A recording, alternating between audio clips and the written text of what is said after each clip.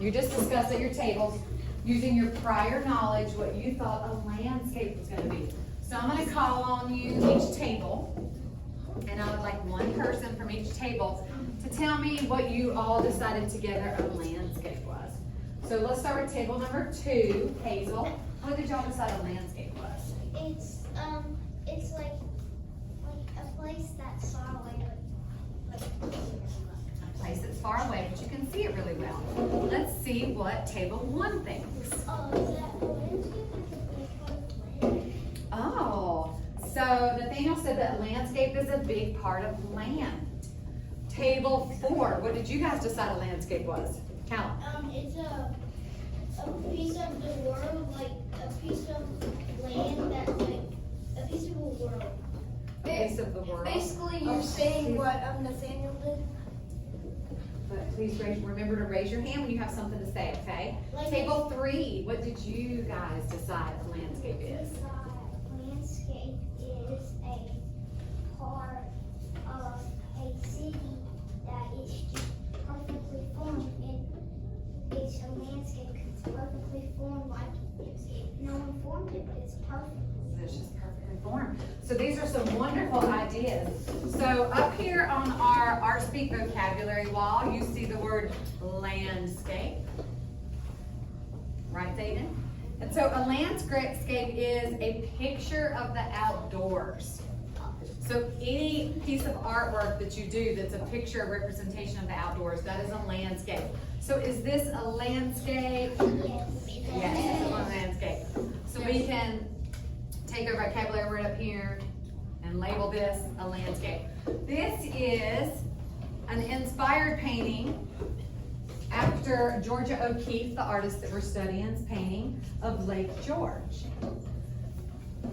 So when you're making a landscape, there are 3 parts to your picture. There is the foreground, the middle ground, and the background. Hazel, can you come up here and point to the area of this picture that you think is the foreground? Why do you think this part is the foreground?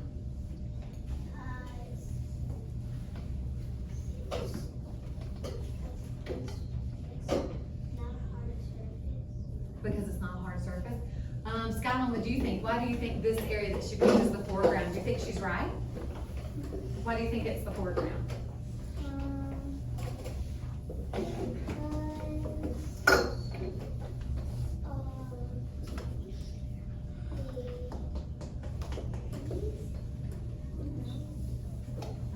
Grayson, what do you think? I think it's because like there's, I think you said like 3 grounds, so I think you're going to top, like bottom to top, so I think that's the foreground. Ooh, interesting. What do you think, Atlas? Maybe because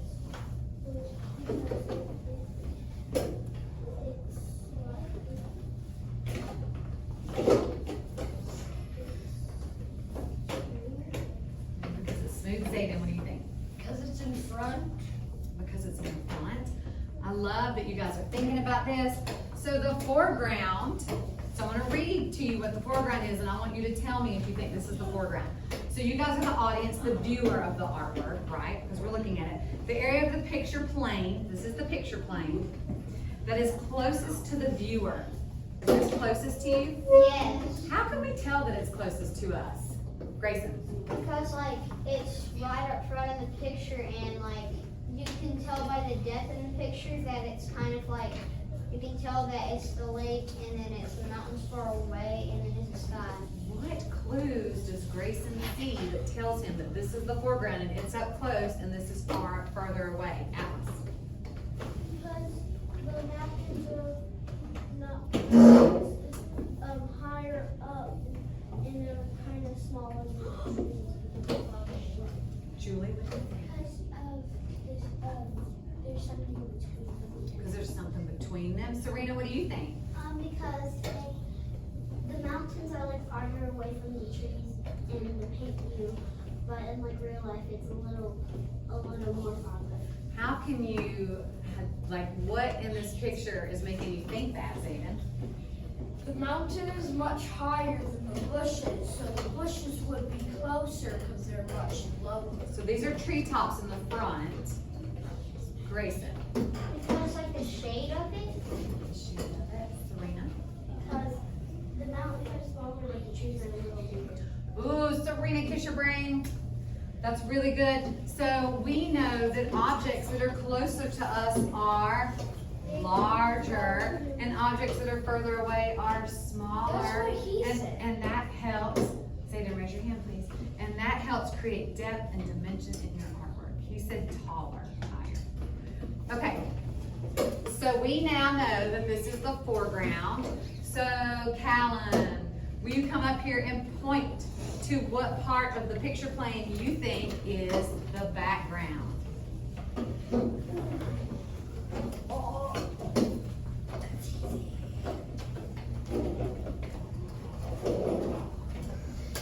What part of the picture plane do you think is the background? Why do you think that? Because it's behind all the steps. Ooh, very good. Do you guys agree? Yes. Would you give a thumbs up? Yes. Thank you, Callan. You can have a seat. So he's right, the area of the picture plane that is farthest from the viewer. So then, if we know that the foreground is up front, the background is further away, then we know that the middle ground is the area of the picture plane that is usually towards the center of the picture. Middle. Okay, so now I want you guys to turn and talk with your table mates again, and this time I want you to discuss, using your prior knowledge and being very respectful to each other, what you think a horizon line is. Discuss with your table what you think a horizon line is.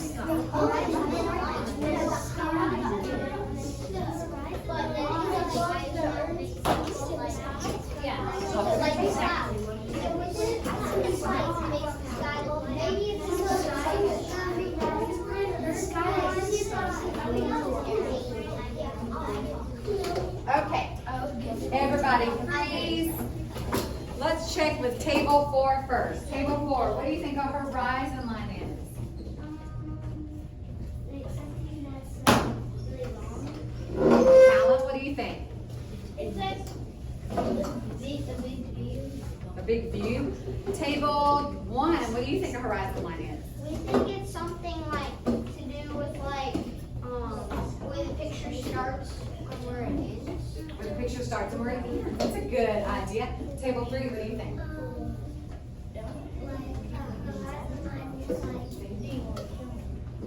Like something like above the mountain.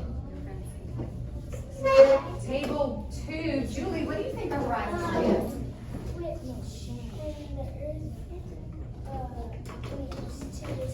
Oh my gosh, give me a thumbs up if you agree with Julie. She said the horizon line is where the earth meets the sky. You were right, and generally in a picture, the horizon line is towards the center of the paper. Where in this picture of Lake George that Georgia O'Keeffe painted is the horizon line? Bryson, come up here and point to it, please.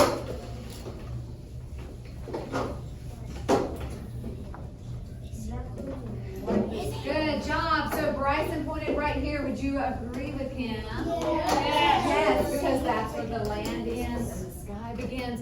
So today, very good guys, we know that that is the horizon line. So there's one more vocabulary word that I want to go over with you guys. And it is the word overlap. Overlap. Serena, what do you think it means? It means like it's going over something. Right, so if I stand in front of Georgia O'Keeffe's painting, can you see the image behind me? A little bit. But not through my body, right? So if there's an object in front of something, like these trees in front of the lake, where they are, you can't see the lake behind them because they're overlapping the lake. These small, tiny trees back here, you can't see the mountain area behind them because they're overlapping the mountain. So to place one object on top of another object will partially cover up the first object. So we have some overlapping in our landscape. Okay, so the first part of our assignment today, we are going to make our own landscape inspired by Georgia O'Keeffe. We are going to sketch it out, and when we make a sketch, we are doing a contour outline of all the large shapes. So when we do a sketch, are we gonna fill in all the detail? All the palette?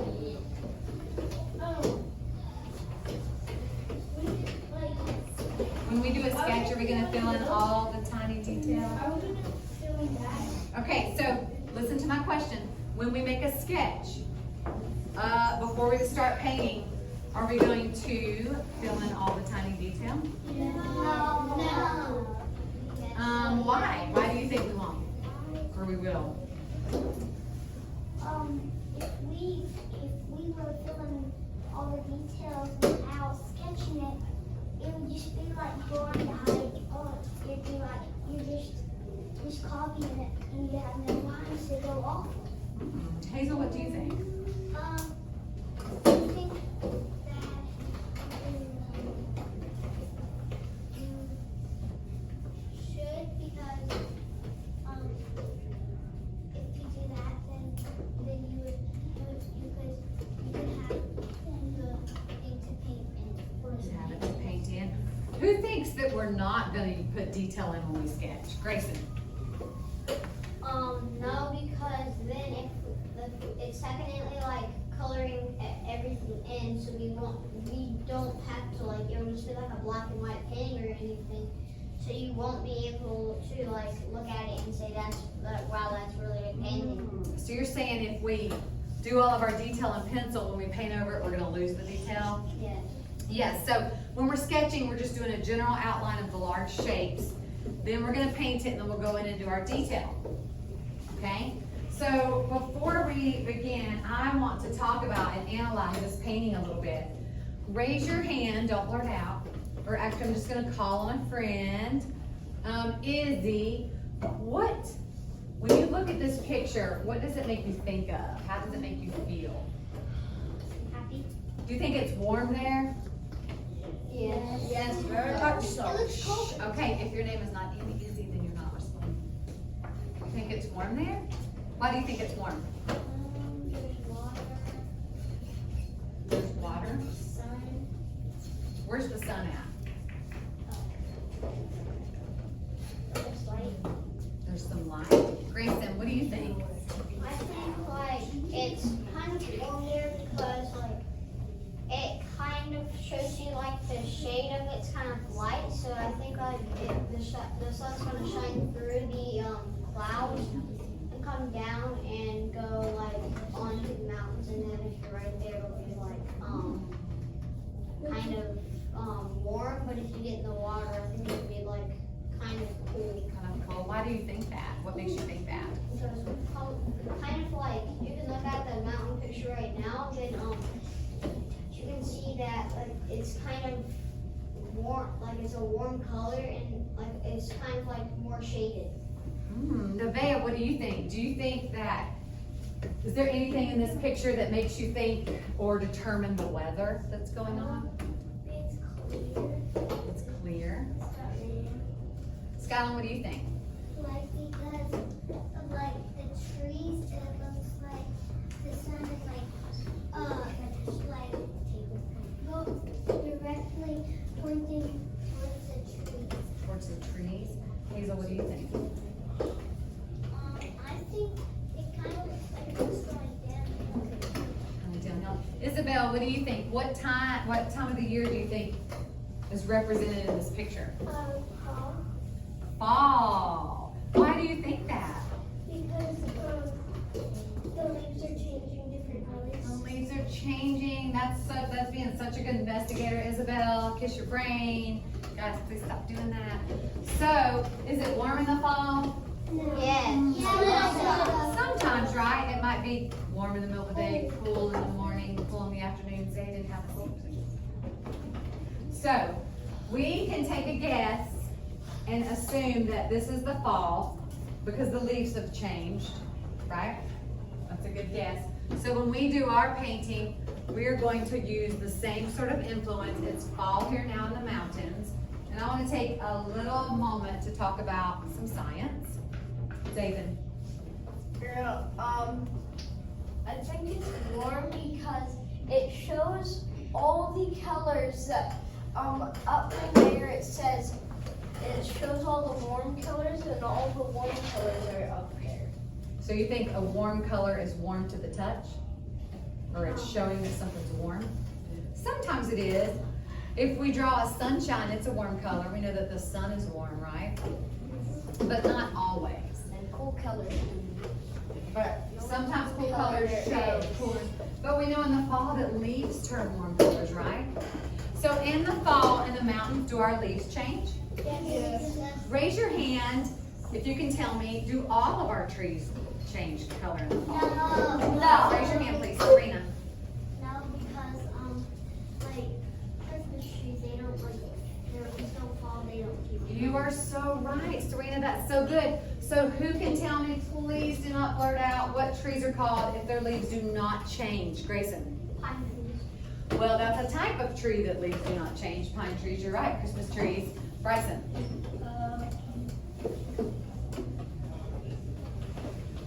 What do you think those trees are called if their leaves stay green year round? Birch. Birch, that's a type of tree. Alice, what do you think? Well, I think it might be this kind of tree that's up at this other house, and the bush is like it's like the same kind of stuff on the same kind of tree, and it doesn't change. So have you noticed that it doesn't change in the winter, in the fall? Yes, Hazel. Holly tree is like that. So trees that leaves do not change are called evergreen. Can you say evergreen trees? Evergreen. Okay. So raise your hand if you can tell me what a tree is called that leaves do change. Nevaeh, do you know?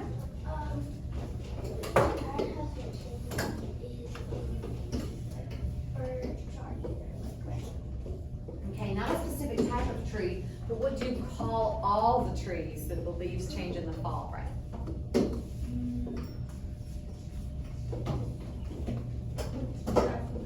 Pine trees. Not pine trees, those are evergreens. Yes, Julie, please help me out. A fall tree. Not a fall tree, what do you think, Alice? Apple tree. Tree. Scott. I love that you guys are all trying. Serena, what do you think? Holiday. No. So trees that leaves turn in the fall are called deciduous trees. Can you say deciduous trees? Deciduous. So in the mountains we have deciduous trees, their leaves turn color in the fall, and we have evergreens, their leaves stay green the whole year. So that was a quick little side note. Take you guys across disciplines, something that maybe you can use when you're in science class or in your other classes you might learn about trees. Yes, David. Is the mangrove tree, does it change the leaves in the fall or no? I don't know, we do not have mangrove. Okay, I think it's evergreen. have a seat. Okay, I'm gonna give you guys a piece of paper.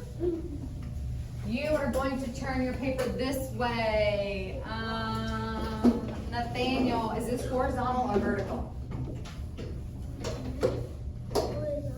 Good job, it's horizontal. We know that horizontal, and a good little thing you could do is think horizon line is long. Vertical is up and down. So I'm gonna give you guys a piece of paper. It's gonna be turned horizontal.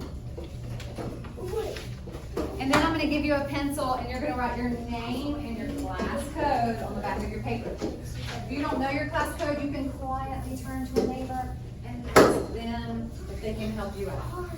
Okay?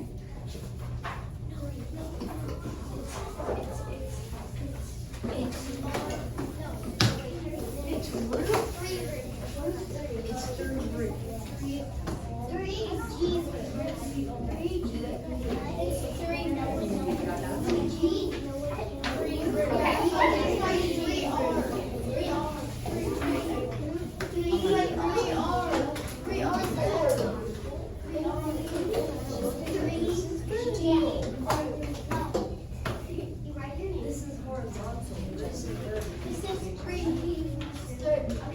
Okay.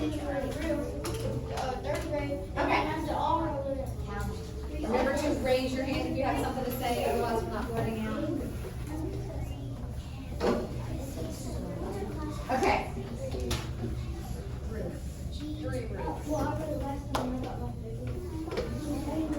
What the heck? So guys, I'm gonna work up here and we're gonna do a directed sketch. We turn our other light on. So we're gonna do a directed sketch. That means I'm going to start and you guys are just gonna follow along. But remember guys, you're the artist and you can do whatever you want. Now when we're making a sketch and we start painting, do we have to keep it exactly how we sketched it? No, that's one thing I love about art is you get to be creative. You get to make it your own. So when your paint brushes start dancing across your paper, if you want to make your mountains bigger, if you want to make the lake area bigger, if you want to change the number of trees you've outlined, whatever you want to do, it is yours, it is your artwork, and you can make it that way. So we are going to start by sketching the mountains to create the horizon line. Okay, now I am drawing a horizontal rectangle up here. Are you guys gonna do that? No, I'm just showing you my piece of paper, where the edges of my paper are. So your paper's down. You are gonna be so involved in your sketching, Zayden, that you're not gonna know what's going on around you, okay? Because I want you guys to enjoy this and have fun with the process of sketching. So I'm gonna start my horizon line a little bit higher than the middle. So in art, when we're working on artwork, we use a lot of math. I know that this is about half of my paper, and I wanna go up higher than half my paper. So I'm gonna come up here, and I'm just gonna start sketching out how I want my mountain range. So you guys are gonna start sketching out your mountain range.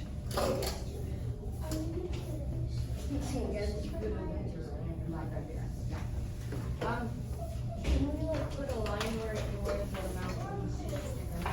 No. So, Serena, what would we call this right here?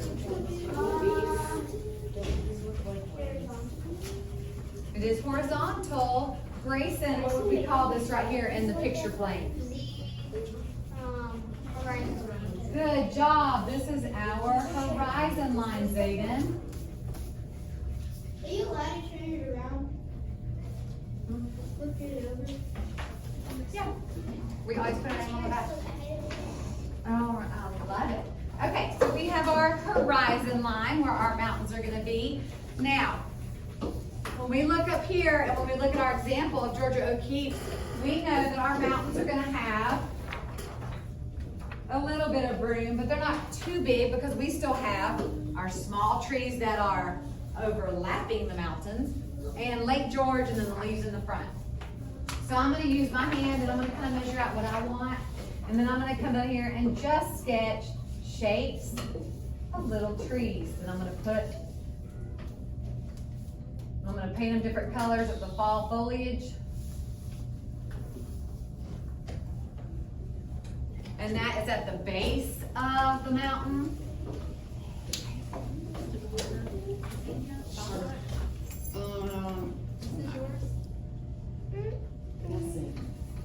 Do you have Amos? No, they're there. Okay. So now when you look at this picture, what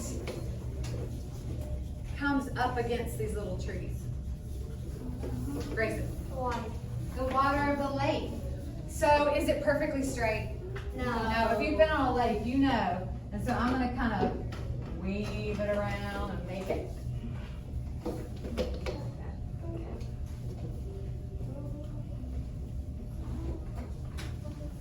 So Izzy, is this the foreground, middle ground, or background what we just drew? Very good. Zayden, your name is not Izzy. That's the background. Very good. Okay. So now, when we're making our lake, we're going to come down to the bottom. And we know, Callan, that the trees in the front are much larger. So I'm going to kind of measure. And I'm going to go from there and I'm going to make an outline of my trees that are going to fall in front of the lake. So, yes, Julie. You can do it. So, Can we take our time on the trees? yeah, remember, you don't really want to add any detail right now because you're going to paint and then add detail afterwards. You can, but it will get painted over. I did 4 minutes. Yes, Nevaeh, you can go to that. So Nathaniel, where these large trees are, is that the foreground or the middle ground? The foreground, very good.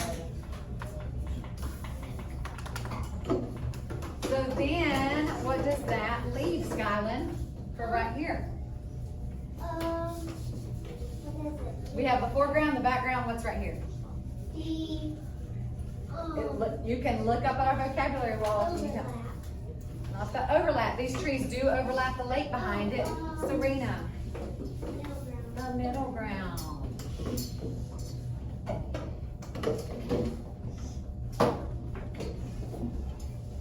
Okay, so now that you have sketched out your landscape scene, give me a thumbs up if you're finished. Okay, so you guys are big third graders, and this year part of your artwork will be an artist statement. So an artist statement is your name, the date, the title of your artwork, and you describe some things about your art. The first box says, describe your art. We can't do that right now really because we haven't finished it yet. The second box says, how did you create your artwork? I guess we could put a little bit, because we could say we started with a sketch. And this one says, what are your thoughts about your art? So I'm gonna give you this, you're gonna put your name at the top, title of your artwork. The title of our artwork is Georgia O'Keeffe Landscape, and I'll write it up here on the board. So I want you guys to go ahead and start by writing your name and the title of your artwork.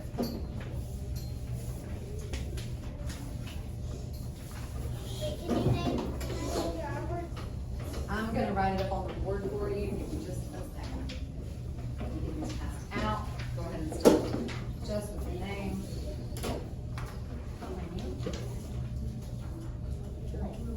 Okay.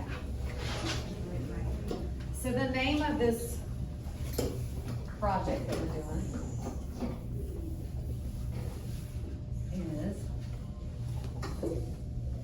Georgia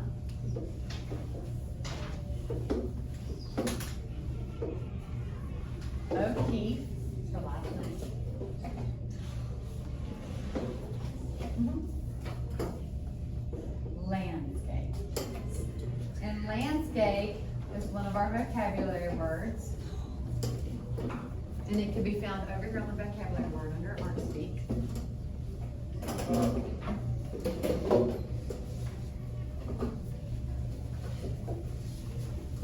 Yes. Second name, can we put all first name and middle name? Yes.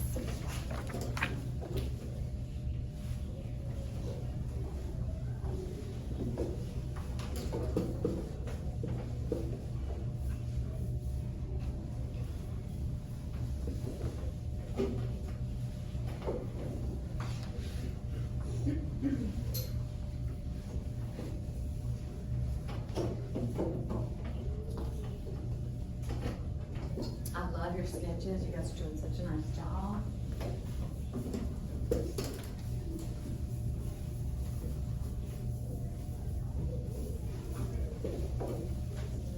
So when you are finished,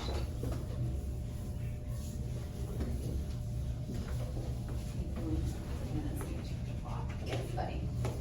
Can we,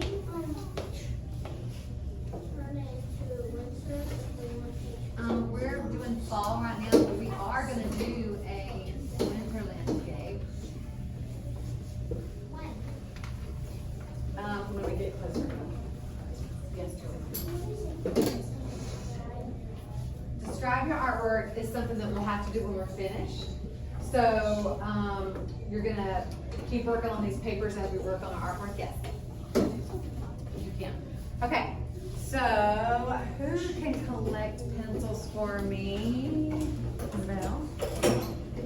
And then I want you just to stack your artist statement on top of the paper. And then stack them up. Your table is gonna stack each other's on top.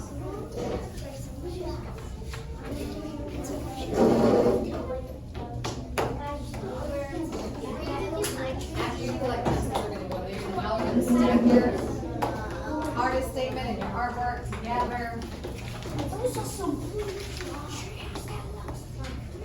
So each table, yes. It looks like a mouth.